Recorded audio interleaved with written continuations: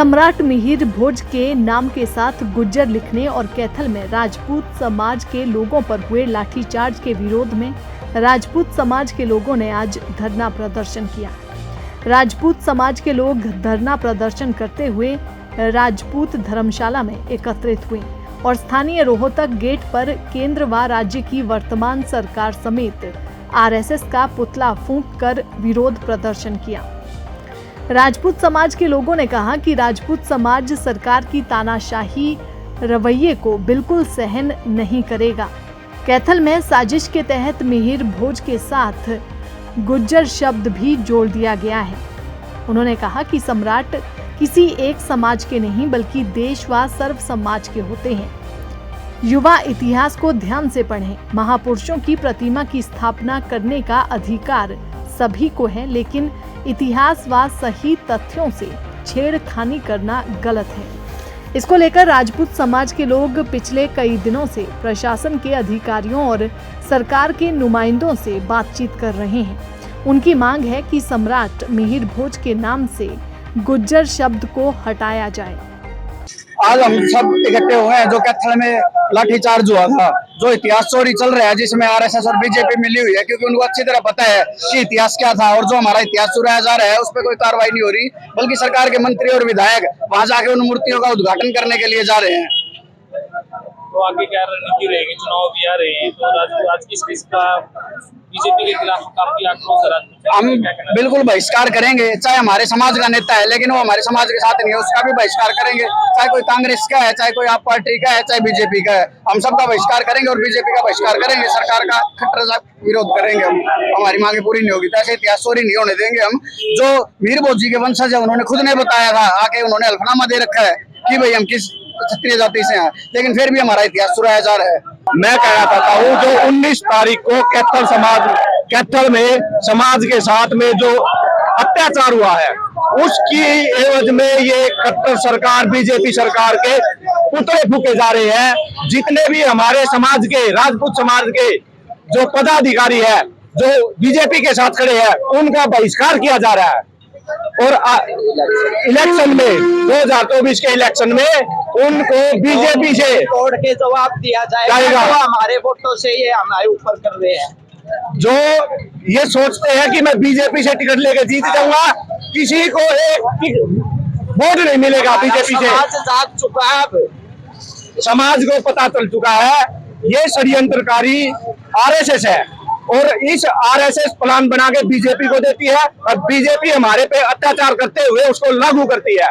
ये क्षत्रिय समाज जान चुका है उनके षड्यंत्र को और भविष्य में ऐसे अनेकों गांव-गांव शहर इस प्रकार के कार्यक्रम चलेंगे और चलते रहेंगे। अब हमारा समाज बिल्कुल जाग चुका है। हमारे षड्यंत्र के तरीके से 19 तारीख को और 20 तारीख को सुबह 7 बजे हमें कोई आपत्ति नहीं है कितनी भी फोटो लगाई जाए, सिर्फ एक जाति सूचक शब्द लगा दिया उसके आगे गुज्जर, उससे वो है। और इसका मुंह तोड़ जवाब हम 2024 के इलेक्शन में देंगे एक तरफा।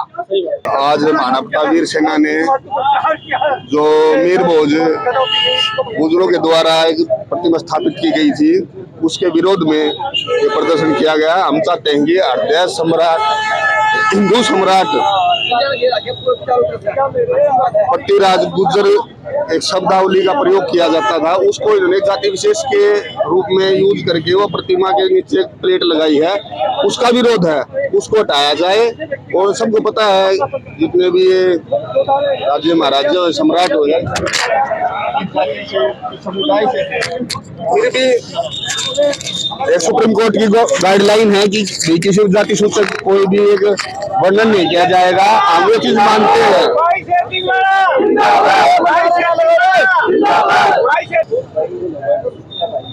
जो ये प्रकरण कैथल में हुआ 20 तारीख को लाठीचार्ज हुए हैं युवा भाइयों पे, विशेषकर राजपूत समाज के, उनके विरोध में ये प्रदर्शन चल रहा है और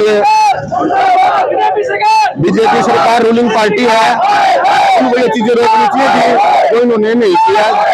ये सबसे ज्यादा राजपूत समाज का वोट बैंक बीजेपी में माना जाता है, उसके बावजूद किसी भी पार्टी में हमारे जो लीडर हैं, कांग्रेस में हो, जजपा पे हैं इनेलो में है, कांग्रेस में है, आम आदमी पार्टी में है, किसी भी क्षेत्र में है, आज उनसे अपेक्षा की जा रही है कि वे समाज के साथ खड़े हों।